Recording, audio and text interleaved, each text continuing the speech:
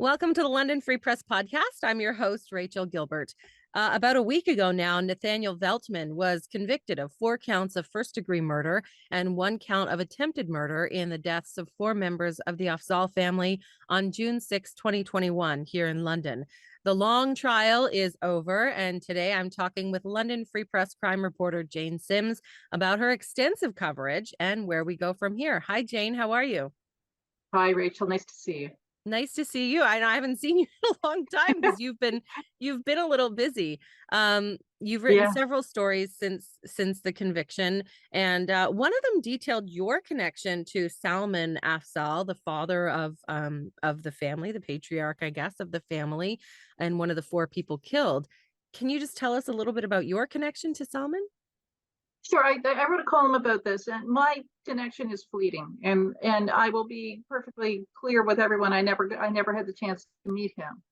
But Salmon also met my mother, and doing the things that Salmon also did as a physiotherapist. My mother is an Alzheimer's patient and needed a wheelchair, and we were going through the process of getting that done. But when it came, the delivery of her chair was delayed, and the reason it was delayed is because the report and had not been signed off. It wasn't completed because Salmon Afzaal had done her assessment and fitting, and we didn't find that out until much later. It was the end of the summer.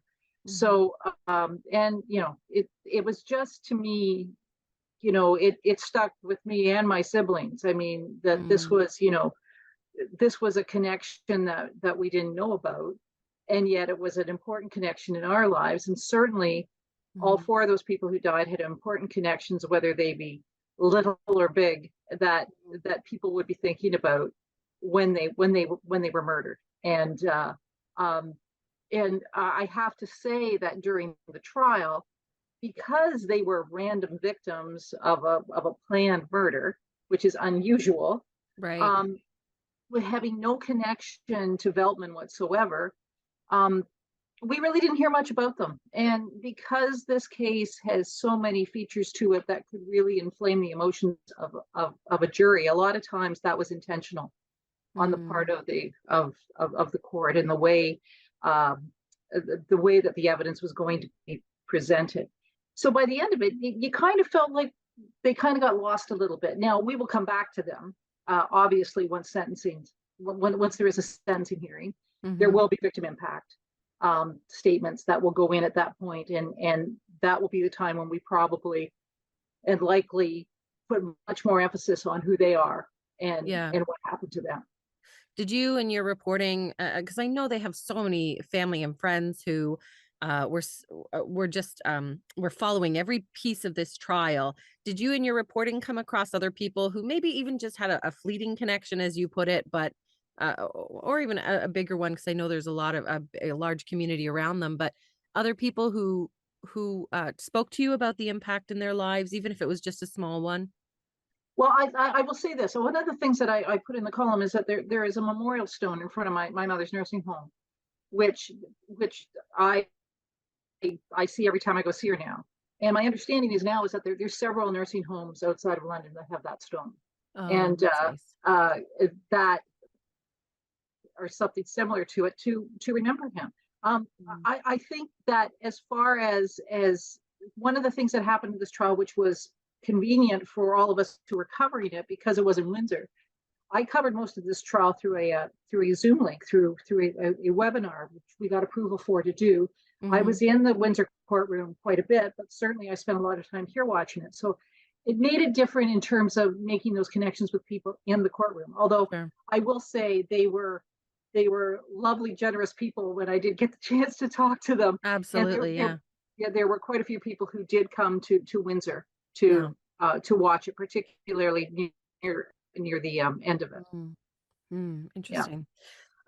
Do we know how the Afzaal's son is doing? I don't know if we can say much about him, but he was the one survivor of this tragedy.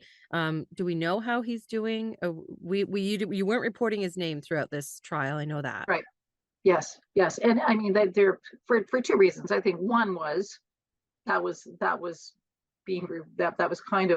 the message that we had, but also being a child victim. I mean, his name is protected, and this family that has been thrust into the limelight and have become, so part of our community, and known well. I mean, they are a very private family, and they certainly are protective of this little boy, obviously. So I really can't tell you much about what's going on with him. I'm sure we're going to hear more once the sentencing happens. But at this point, I think that everybody was kind of on pins and needles to see what would happen at the end of this trial. But certainly he has loving people around him. I know that from the people I met in the courtroom during this case. Yeah. This was a long trial, 11 weeks, as you said. And I remember talking to you at the beginning of this, and you said, oh, it might be about 3 months. We're not sure, 3 months. And it really was. And of course, there's a lot of focus on this trial because it was the first time that terrorism charges have been tried in Canada before a jury in a murder case like this. What were your emotions covering this trial? Was this trial different for you from any others? Because you've covered so many in your career.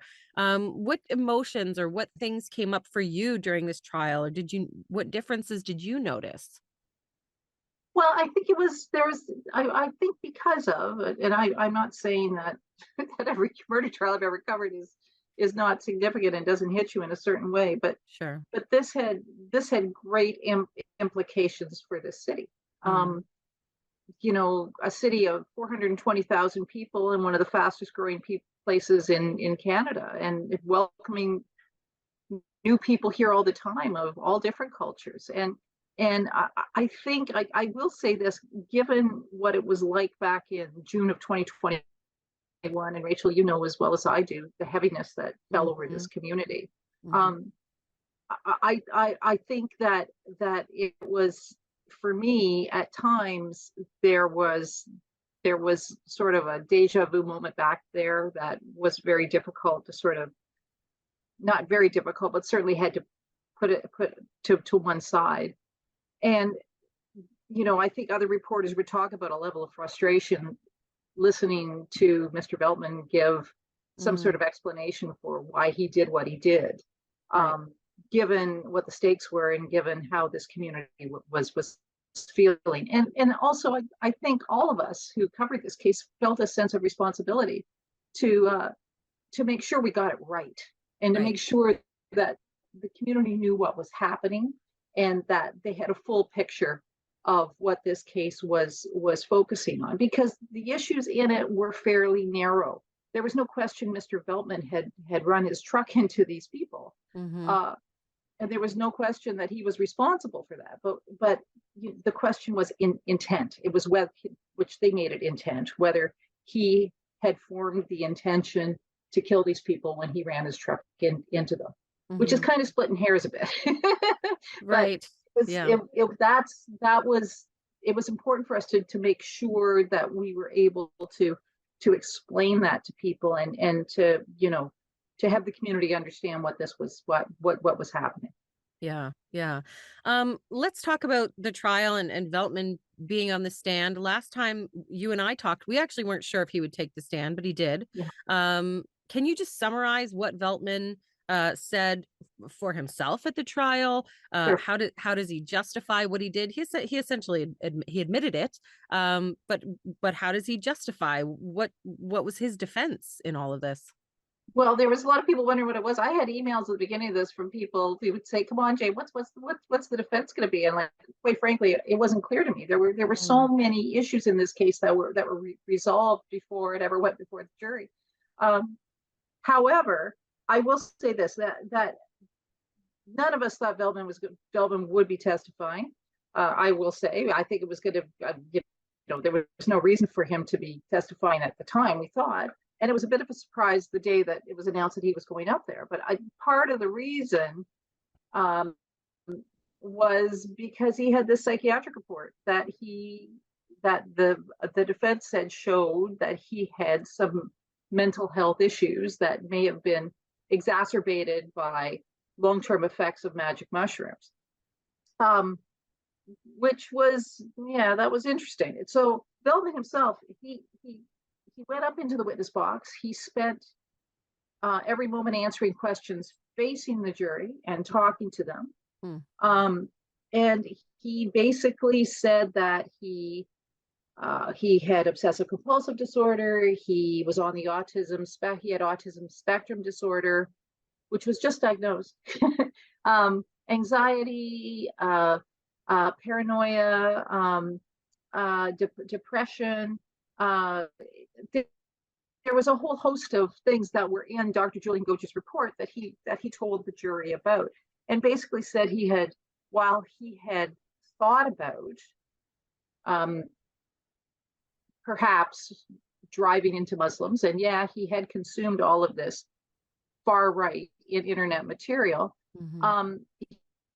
He was fighting off that urge, and that he called it an urge, and that in fact, the night before he killed the Afzaals, he went to Toronto and had thought about doing it. And when he was driving home from work the next day, he saw a group of Muslims on Oxford Street and thought about doing it. And then he said he was going out for food in full battle gear, and saw the Afzaals and turned around and hit them, that he could not stop himself from the urge. And this was what Dr. Gocher talked about in his report. Now, I will say this, Assistant Crown Attorney Jen Moser from the London office made quick work of that psychiatric report at a cross-examination. And in my opinion, that cross-examination should be shown and taught to law school students across the country. She was fantastic. Because just basically took it apart piece by piece. And as for Veltman, I mean, he used a lot of buzzwords, and this was pointed out by Middlesex County Crown Fraser Ball in his closing, and they were all D words, depersonalized, detached, dreamlike state. This is how he said he felt, but that was versus basically a mountain of evidence on the Crown side that showed that there was a plan in place, that he was thinking about this for a long time, and he'd done a lot of things to prepare himself for the day that he was going to send a message, as he called it. Interesting. Send a message is what he said to the London police. You wrote a story about items that were found in Veltman's apartment, which were not used as evidence in the trial. What were some of those items, and why weren't they used? Well, there was a copy of Hitler's Mein Kampf. There was a book by a well-known Grand Wizard of the Ku Klux Klan. There were pieces of evidence there's always a balance in court between prejudice and probative values. Lots of people have Hitler's book that wouldn't do this, or lots of people read a lot of different things. So it goes back to ensuring that this jury wasn't prejudiced by items that really didn't have any real connection to exactly what he was doing. So they're interesting. I mean, for those of us who find the whole thing interesting, they're interesting, but certainly when it comes down to proving a case, just because somebody has a book doesn't mean that they are guilty of murdering four people. Sure. Right. So yeah. So there was an assessment done, before the trial started about what would and would not be admissible at trial, and even the Crown conceded during pretrial motions that would not be introduced before the jury. There was also a manifesto that Veltman wrote himself, and were parts of that brought into trial or not at all? Yeah, they were. What happened was, at the end of the trial, a copy of the redacted manifesto did go with the jury, although they weren't given copies of it when it was read in court. The federal prosecutor, Sarah Shake, read parts of that manifesto into the record, and basically they were a a recitation of Veltman's beliefs and his belief system, and it was called a white awakening. Mm-hmm. We know now that it borrowed some phrases both from Mein Kampf and from the manifesto of a guy by the name of Brenton Tarrant, who murdered more than 50 Muslims at mosques in New Zealand in 2019. Okay. And who Veltman told the police when he made that sweeping police statement was one of his inspirations. But it basically was sort of a rallying cry for white people to rise up, as he called it, and what his beliefs were regarding non-white Mm-hmm. people. And so it was. Okay. And what's interesting to me in that, I mean, we see these manifestos pop up in many of these these kinds of cases. I know that the Buffalo shooter, for example, that killed all the folks at the top supermarket, there was a manifesto, and the Tree of Life Synagogue in Philadelphia, and also Anders Breivik, which was a manifesto found in Veltman's apartment, who murdered scores of people in I'm going to say Norway. I'm going to get wrong, Norway, but and a white nationalist, white supremacist. So Right. so it was important, particularly on the terrorism side of things, that the Crown was able to get that evidence in. Sure. Yeah. We heard a little bit about, well, we heard a lot, so I should say, we heard a lot about Veltman's upbringing during the trial and what that was like, and kind of how that maybe traumatized him, or maybe led him to where he is now. Did we ever hear from his parents, or were his parents at the trial? Because we heard a lot about how he was parented, but did we ever hear from them? Well, no. So that's a short answer. Okay. But let me back up. Like, part of his testimony was that he was traumatized in his childhood because he was a homeschooled kid from a fundamentalist Christian background. And I'll be frank, I mean, he said an awful lot of terrible things about his mother. Called her a religious fanatic, who ruled with an iron fist, basically didn't allow him to do anything, isolated him, homeschooled him, kept him away from high school until his parents separated. When I look back at it, she wasn't at the trial, number one. Okay. But her name wasn't even used. They didn't even say her name. And she didn't testify. There was no evidence given to the jury about any kind of statement she made, and there's nothing that would suggest anything. And even the psychiatrist who was doing this assessment of Veltman didn't talk to her. One of the social workers on his team did talk to Veltman's father, and I must be honest, when it became clear that there was going to have to be additional evidence to support the Crown theory, I thought that's who would be called. Veltman would have been his dad. Right. But we didn't see him. We didn't, he has 5 siblings. He has a twin sister. And none of the family was called for this. No. And there was only one day that I can think of when I was in Windsor that there was, and they may have been there a couple of days, there was a group of people who supported him. I don't know who they were, but they were not family as far as I know. But otherwise, there was nobody there for him. There was him, and there was his legal team, and that was it. Wow.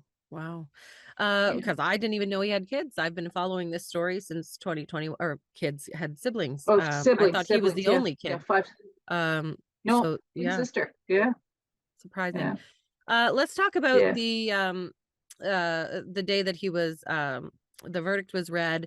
Of course, we know that he was convicted of 4 counts of first-degree murder and 1 count of attempted murder. What was his reaction when all this happened? Like, what was going on in the court when this was being read and he received the verdict? Well, I think first of all, what I will say is that, you know, it it occurred to me that this jury wasn't going to be out very long. They really didn't have. Yeah, it was 6 hours. Is that right? Yeah, they didn't have a complicated decision to make, right? Okay. So, they, you know, this was not a whodunit, right? It was just basically down to intent. So, if in fact they were going to convict him, it wasn't going to take long. So they went out on a Thursday evening, they had supper, and Justice Pomerantz shut everything down at 8 o'clock because it had been a long day. And they returned on Thursday morning, and they had lunch and they were done, and they were ready to come back. Veltman came in he was dressed in a black blazer, black shirt, and black pants. He was just looked straight ahead, sat down between his lawyers, never looked at the jury. The jury came in and they didn't look at him. And the verdicts came down, and there was really no reaction from him at all. Really? Everybody knew nothing, he would be convicted really. of something anyways. Well, Yeah. I think probably when it was only 6 hours, it was pretty clear what was going to happen for him, right? So, but no, there was nothing really. And so, and then the job was done for this jury. I think they would probably be pretty happy when the judge said, "You're done," right? Yes, Because it was a long trial for them. What about the Yeah. terrorism charge? Well, the terrorism, it's a little bit different than it's not a charge. So, Okay. what the jury was asked to do is they could convict Veltman of first degree murder using one or both paths to first degree murder. And one of them was planning and deliberation, which is kind of the sort of traditional thing you see in a lot of first degree murder cases. But the other one was whether if they believed this was a terrorist act. Jury deliberations are confidential in this country. We don't know what happened, how they reached that verdict. 6 of them could have said planning and deliberation. 6 of them could have said terrorism, or 12 of them could have said both. We won't know. That sort of becomes more important at the sentencing hearing once it happens, which still has to be scheduled. The 1st of December, we will know what date we will be coming back in London. By the way, it won't be in Windsor; it'll be here in London. Okay. And yeah, and so what will happen is something called a Gardner hearing, which is when both sides, the 2 sides dispute the facts. So what will happen what has to happen before he's sentenced is that Justice Pomerantz will do something called, she'll make findings of fact based on the evidence. And in that Gardner hearing, I'm fully expecting a lot of pushback from the defense regarding the terrorism charges, the terrorism designation, which, and if I may, that is not going to change Veltman's sentence. Okay. His sentence is life, and he has no chance parole, no chance to even apply for parole for 25 years. If in fact she decides that terrorism is part of this, it could affect the sentence for attempted murder, and it also could affect how he's classified when he goes into the federal system. And also, and I think this is the big one, when he does make that application for parole the first time, if he's a terrorist, that's going to affect that too. Okay.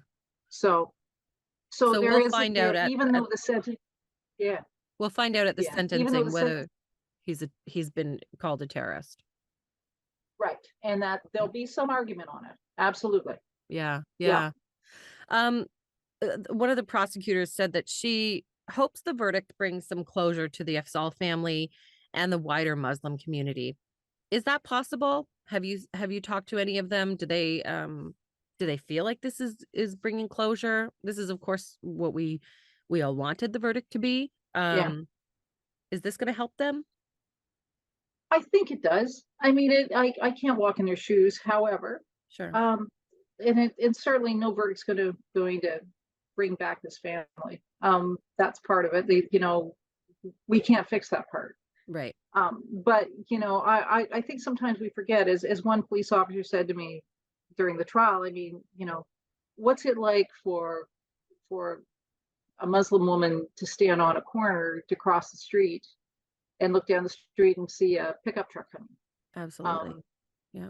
or like what, that level of fear, is what Veltman told the police was his intention, was to Mhm. send a message and to cause fear. Right. I don't know how you sort of scrub that away. Right. The people I have talked to have felt great relief.